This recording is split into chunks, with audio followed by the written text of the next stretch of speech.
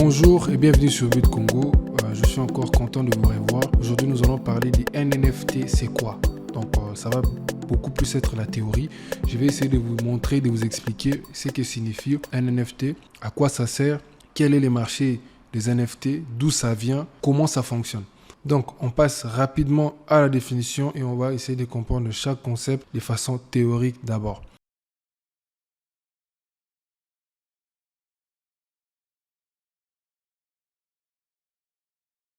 Alors on commence, on dit les NFT, qu'est-ce que c'est? Si l'on vous dit qu'il s'agit d'un non-fungible token en anglais, c'est-à-dire une unité de données authentifiée sur la blockchain, elle-même technologie de base du Web 3, il est probable que cela ne vous parle pas beaucoup plus. Pas de souci, on reprend tout depuis le début pour vous expliquer en 3 minutes ce que sont les NFT. Bon, parce que ça, c'est un article que j'ai eu sur Internet. Parce que moi, je connais les NFT, mais je n'aimerais pas vous donner ma propre définition des NFT parce qu'elle n'est pas trop structurée. J'ai pris cet article sur Internet. Voilà pourquoi ils ont dit en 3 minutes et tout qu'on sort. Alors, si je prends mon pinceau, vous voyez, NFT s'écrit comme ça. NFT. Voilà, c'est ça un NFT. Je vais d'abord vous parler de l'explication juste un peu pratique. Comme ça, on va passer à des lectures après.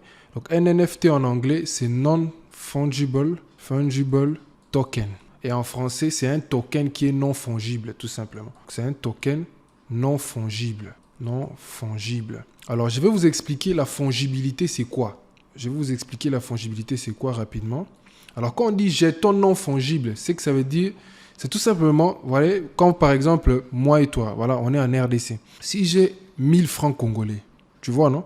Si j'ai un billet de 1000 francs congolais, voilà, moi je suis monsieur A, j'ai un billet de 1000 francs congolais. Voilà, j'ai un billet de 1000 francs congolais. Et toi, tu es monsieur B, toi qui regardes la vidéo, tu es monsieur B, tu as aussi 1000 francs. 1000 francs, tu vois, tu as aussi 1000 francs congolais. Alors, ton 1000 francs congolais, tu vois, c'est les 1000 francs, les billets verts là, non? Le mien aussi, c'est les billets verts. Moi, je suis monsieur A, j'ai 1000 francs. Tu sais pas là où moi j'ai eu ces 1000 francs ici. Peut-être qu'on m'a payé pour un travail que j'ai fait. J'ai eu les 1000 francs. Toi, les 1000 francs, peut-être que tu as acheté quelque chose dans une boutique, on t'a remis les 1000 francs. Mais je vais vous expliquer maintenant la fongibilité, c'est quoi? La fongibilité veut tout simplement dire que moi, monsieur A, je peux échanger mes 1000 francs avec celui de monsieur B. Donc, je prends mes 1000 francs, je donne à monsieur B. Monsieur B me donne ses 1000 francs, tu vois? Et ça va rester les mêmes 1000 francs. Tu vois, tu vois un peu? C'est ça la fongibilité. Donc, ça veut tout simplement dire que la même monnaie que tu as, c'est la même monnaie que j'ai aussi dans ma poche. Parce qu'on a la même valeur par rapport à la monnaie. C'est ça la fongibilité maintenant. Donc, ça veut dire que les francs congolais n'est pas unique. Donc, toi, tu n'as pas le droit d'avoir un 1000 francs que moi, je ne peux pas avoir. Ou bien, tu as le droit d'avoir un 1000 francs spécial, tu vois. Un 1000 francs que tu dis, bon, ça, c'est seulement moi qui détiens ces 1000 francs dans le monde entier. Non. Donc, les mêmes 1000 francs que monsieur B, toi, tu as, toi qui suis la vidéo, tu as, c'est les mêmes 1000 francs congolais que moi aussi j'ai. Donc, ça veut tout simplement dire, on peut arriver à un endroit, je te dis, bon, toi, prends mon 1000 francs, donne-moi ton 1000 francs. Ça va garder la même valeur. Moi, je vais aller acheter le pain avec. Toi aussi, tu vas aller acheter le pain avec. Vous voyez un peu? C'est ça, là. Ça, c'est ce qu'on appelle maintenant la fongibilité. Donc, le franc congolais est fongible. Ça veut dire qu'il est genre, il a la même valeur. Il garde les mêmes tarifs, quelle que soit la façon dont on les détient. J'espère que je me suis fait comprendre. Donc, ça, c'est ce qu'on appelle la fongibilité. Fongible. Donc, le franc congolais est un jeton fongible, tout simplement. Donc, les francs congolais n'est pas un NFT ou bien un token non fongible, mais le franc congolais est un token fongible. Vous voyez, c'est un token qui est fongible parce qu'il y a la fongibilité derrière. Maintenant, la différence entre l'exemple que je viens de vous donner par rapport au franc congolais, ça vaut les mêmes coûts pour les dollars. Donc, ça veut dire que si moi j'ai 1000 dollars, j'ai 1000 dollars, voilà, j'ai 1000 dollars dans ma poche et toi, monsieur B, tu as aussi 1000 dollars dans ta poche. C'est-à-dire que les mêmes 1000 dollars que toi tu as dans ta poche là, c'est aussi les mêmes 1000 dollars que moi j'ai dans ma poche parce qu'on a la même valeur, donc la monnaie garde la même valeur que ce soit dans ta poche ou dans ma poche. Donc on a les mêmes 1000 dollars. Ça veut tout simplement dire qu'on peut échanger les 2000 dollars. Donc monsieur B, tu donnes les 1000 dollars, ton 1000 dollars à toi à monsieur A. Monsieur A donne les 1000 dollars à monsieur B, ça va garder la même valeur. Ça vaut le coup, que ce soit pour le franc congolais, pour le dollar, pour toutes les monnaies du monde. Vous voyez. Mais maintenant, je veux vous parler maintenant de ce que c'est que la non-fongibilité, donc la technologie sur laquelle se basent les NFT. La non-fongibilité, c'est quoi? Tu vois, par exemple, l'euro de football, tu vois, l'euro de football de 2016. Tu vois, l'Euro de football de 2016. Je pense que le Portugal avait joué la finale contre la France, non? Donc on avait Portugal versus France. Vous voyez? Alors, c'était le Portugal qui avait remporté cette finale et il avait remporté l'Euro 2016. À moins que je me trompe de l'année. Alors, la non-fongibilité, c'est quoi? Vous voyez, pendant que le Portugal jouait en 2016 contre la France à la finale, Cristiano Ronaldo, par exemple, CR7, avait un maillot du Portugal, hein, les Varese qui portent. Tu vois, il avait un maillot. Tu vois un peu? Il avait un maillot pendant qu'il jouait au foot. Maintenant, à la fin de cette finale-là, tu vois les maillots que CR7 avait portés. C'est un jeton non fongible. C'est un NFT. Je ne sais pas si tu comprends. Pourquoi? Parce qu'il n'y a pas eu une autre finale. Il n'y avait qu'un seul maillot qu'il avait porté. Il n'y en avait pas deux. Vous voyez? Et ces maillots-là, il n'a porté ça que ces jours-là. Tu vois un peu? Ça veut dire que c'est non fongible. Ça veut dire que le monsieur qui a, par exemple, acheté les maillots des CR7 aux enchères, il a acheté ça aux enchères. Hein, aux enchères. Donc, monsieur A acheté les maillots des CR7 aux enchères. Moi, monsieur B, je ne peux pas avoir le même maillot parce qu'il n'y en avait qu'un seul. Ces maillots-là, Cristiano l'a porté qu'un seul jour. Ça veut dire que les maillots des CR7 étaient un jeton non fongible. Donc, ça veut dire qu'on ne peut pas les changer contre un autre jeton du même type. Ça veut dire que les maillots des CR7 étaient un jeton non fongible. Ça veut dire que c'est un NFT. Ça veut dire que CR7 n'avait porté qu'un seul maillot, comme je vous l'ai dit. Et ces maillots-là, c'est avec lesquels il a transpiré. Ils ont gagné la finale et tout consort. Donc, ce que je viens de vous dire là, c'est justement ça. C'est qu'un NFT. Tu vois? Donc, un NFT. Et ici, comme dans les passés, je vous ai parlé. Maintenant, je voulais d'abord vous faire comprendre la fongibilité, c'est quoi. Après, maintenant, là, on a vu que les NFT, maintenant, ne sont pas fongibles. Vous voyez? Donc, je pense que vous m'avez compris. Et des objets comme ça, il y en a beaucoup. L'exemple, vous voyez la Joconde à Paris, par exemple. La photo de la dame là que Léonard da Vinci a peint. Il n'y en a qu'une seule au musée du Louvre. Ça veut dire que la Da Vinci est un jeton non fongible. Vous voyez par exemple les baskets que Michael Jordan a utilisés pour une finale de NBA, là, je ne sais pas en quelle année. Ces baskets-là qu'il a portées dans cette finale-là sont des jetons non fongibles. Donc, ça veut dire qu'on peut les vendre aux enchères. Il n'y a pas quelqu'un qui va sortir pour dire que moi aussi j'ai les mêmes baskets. Même si toi tu as les mêmes baskets, mais ça ne va pas être les baskets qu'il a portées ce soir-là. Je ne sais pas si vous me comprenez. Donc c'est en quelque sorte ça, un jeton non fongible à la base. Plus près. Donc une petite définition. Pour commencer, un NFT signifie en anglais Non-Fungible Token, soit un jeton non fongible. Il s'agit d'un certificat numérique d'authenticité unique et interchangeable d'un actif, lui aussi numérique. Prenons un exemple. Vous réalisez un dessin sur pain dans votre ordinateur dont vous êtes particulièrement fier. Il s'agit d'une œuvre numérique. Avant de la publier sur Internet, vous souhaitez vous assurer que personne ne vous pique cette œuvre de toute beauté. Par conséquent, vous l'authentifiez grâce à un NFT. En conséquence, vous pouvez, grâce à ces certificats, prouver que cette œuvre est unique, qu'elle est bien la vôtre, et même la suivre dans le temps, pour toucher une part des bénéfices à la revente, par exemple. Car comme l'œuvre est facilement identifiable et donc traçable, on peut facilement définir un pourcentage que touche l'auteur original de l'œuvre de chaque vente. Je vous explique rapidement. Les NFT t'aident aussi à garder un droit d'auteur sur tes réalisations. Si tu es par exemple architecte, si tu es par exemple, voilà, tu es par exemple peintre, tu es par exemple photographe, voilà, et tout consort. Alors, donc, il authentifie grâce à un NFT. En conséquence, vous pouvez gagner, voilà, vous pouvez d'abord, pardon, en conséquence, vous pouvez, grâce à ces certificats, prouver que cette œuvre est bien la vôtre et même la suivre dans le temps pour gagner des bénéfices. Pourquoi? Parce que si moi, par exemple, individu A, je crée un NFT, j'ai un NFT, je les vends à 10 $. J'ai créé un NFT, je l'ai vendu à 10 $. Quand M. B l'achète, il a acheté à 10 $, non? Il a acheté mon NFT à 10 $. Il a acheté mon NFT à 10 $.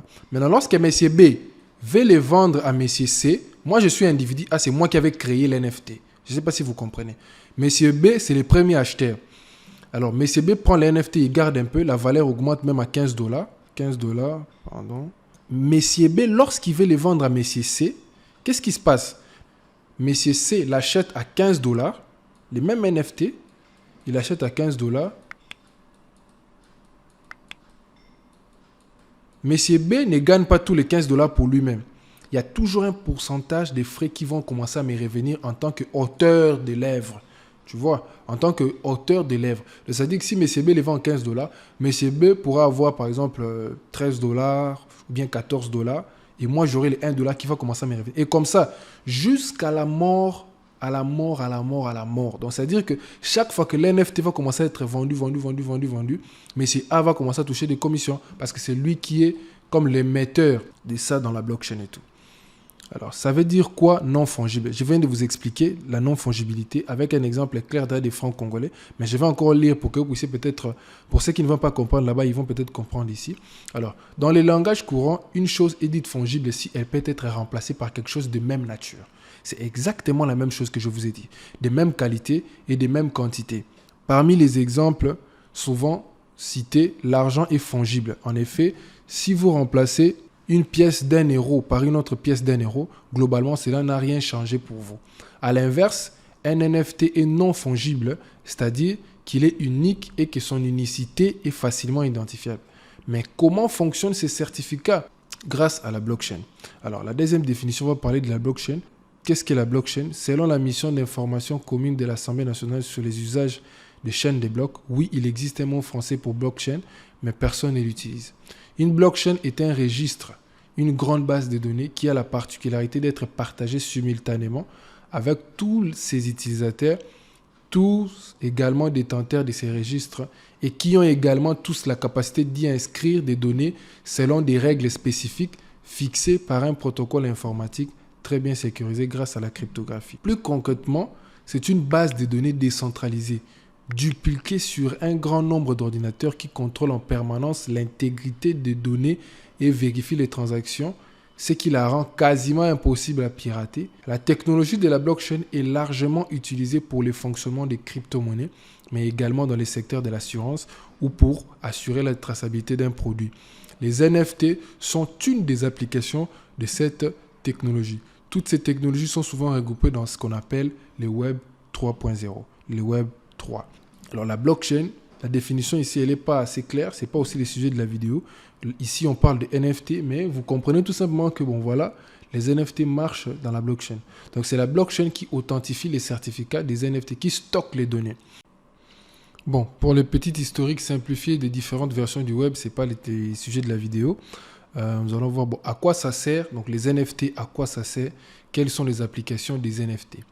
En résumé, un NFT est un certificat qui permet d'assurer l'authenticité et de l'unicité d'un objet numérique et de les suivre dans le temps. Donc comme on l'a vu, alors les NFT ont donc rapidement trouvé une place dans les marchés de l'art et notamment de l'art numérique, mais pas seulement.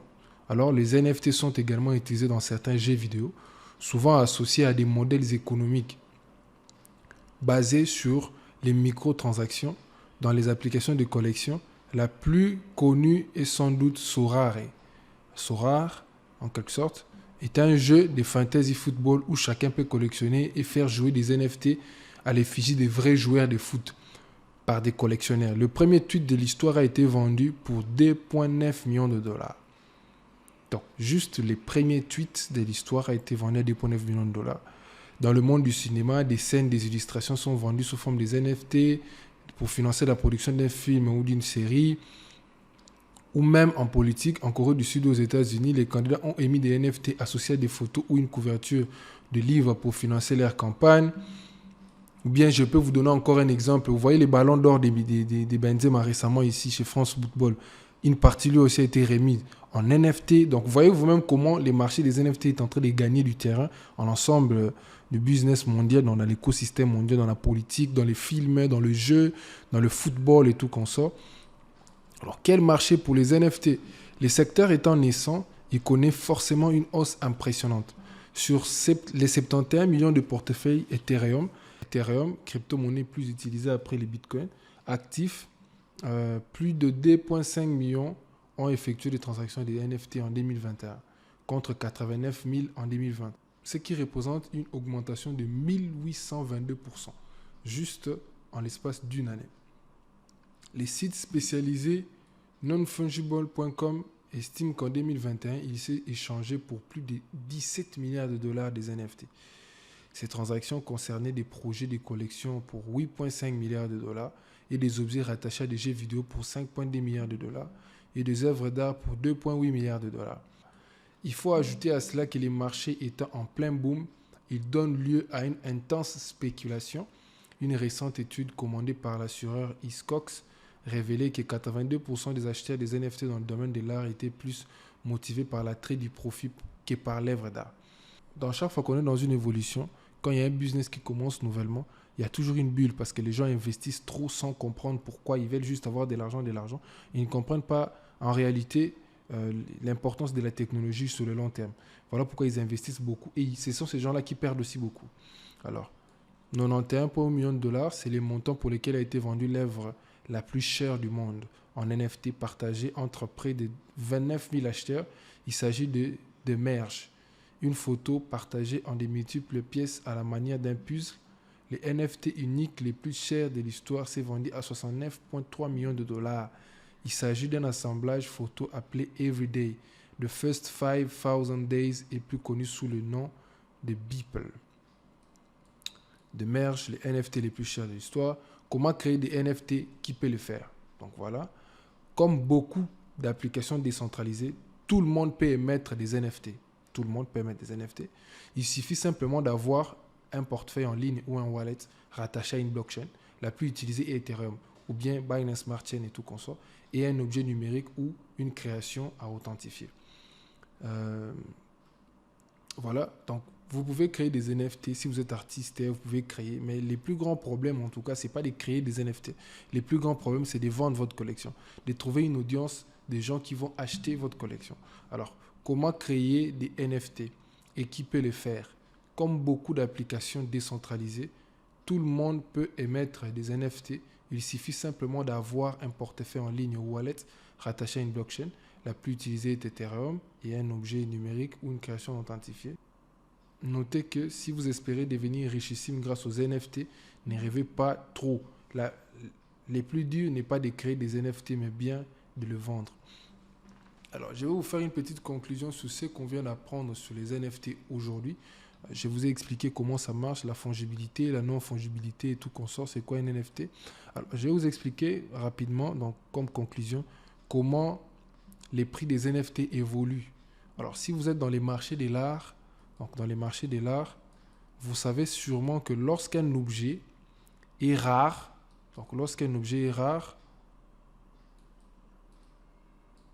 ça augmente sa valeur. Bon, quand un objet est rare, ça augmente sa valeur. Voilà pourquoi les objets rares, on a l'habitude de les vendre dans ce qu'on appelle des ventes aux enchères. On les vend à 1 million de dollars. Tu vas voir une chaussure là, vieux, je ne sais pas, que Napoléon a porté, un truc bizarre d'ailleurs, mais on l'achète à 2 millions de dollars. Pourquoi? Parce que c'est rare. Et plus c'est rare, plus les prix sera toujours élevé et les prix vont continuer à monter. Et une œuvre d'art, par exemple, qui n'est pas rare, que tout le monde a, que même s'il n'y a que 10 personnes qui ont cette œuvre d'art, ça n'aura pas le même prix qu'une œuvre d'art qu'une seule personne détient. Vous voyez? Donc là, l'individu A, voilà, l'individu a une œuvre d'art qu'il est le seul à posséder, ou bien un objet, ou bien un truc comme ça qu'il est le seul à posséder. Ce qui fait en sorte que, bon, voilà, son prix est très élevé par rapport à d'autres œuvres d'art que beaucoup de gens ont. Vous voyez un peu le truc. Alors, c'est ce qui fait en sorte que quand on a par exemple une collection des NFT, tels que Bored Ape ou bien CryptoPunk, donc vous avez une collection des NFT des gens, vous achetez à des prix bas, parce que quand on lance des NFT, c'est toujours à des prix bas. Quand vous achetez ces NFT-là, plus vous en achetez, plus ça devient rare. Je ne sais pas si vous voyez. Et plus ça devient rare, plus c'est ce qu'on appelle dans les NFT les floor price. Les floor price, ça veut dire le prix initial. Donc, le prix initial à laquelle on a lancé les NFT. Alors, plus vous achetez des NFT, plus vous achetez, ça devient rare, ça devient rare, ça devient rare, ça devient rare, ça devient rare. Et les floor price augmentent. Et voilà pourquoi vous pouvez acheter un NFT à 10 dollars aujourd'hui si vous choisissez une bonne collection. Mais déjà, je vous informe que les collections à 10 dollars, ça n'existe presque plus. Il faut commencer à partir de MBNB. Donc, il faut commencer à partir de MBNB. Et MBNB, c'est déjà dans les 300 dollars, quelque chose comme ça. Et quand vous achetez un NFT à 300 dollars, plus c'est rare, si vous avez choisi une bonne collection, un jour, si les floor price fait 300%, vous faites tout simplement 300% de 300 dollars carrément. Donc, vous faites 900 dollars et puis bon, vous pouvez revendre les NFT pour retirer vos profits et tout comme ça. Donc, c'est un peu comme ça que ça marche par rapport à la demande et à l'offre des NFT. Alors, je vous remercie d'être présent dans cette vidéo. Je pense que vraiment cette vidéo a été pour vous une source d'information, surtout pour ceux qui veulent se lancer dans les NFT, surtout pour ceux qui veulent comprendre les NFT. Alors, Ciao, à la prochaine. En tout cas, abonnez-vous, n'oubliez pas de vous abonner. Cela me fait énormément plaisir quand vous commentez, quand vous posez des questions. Ça me pousse à faire encore plus et à aider la communauté. Ciao.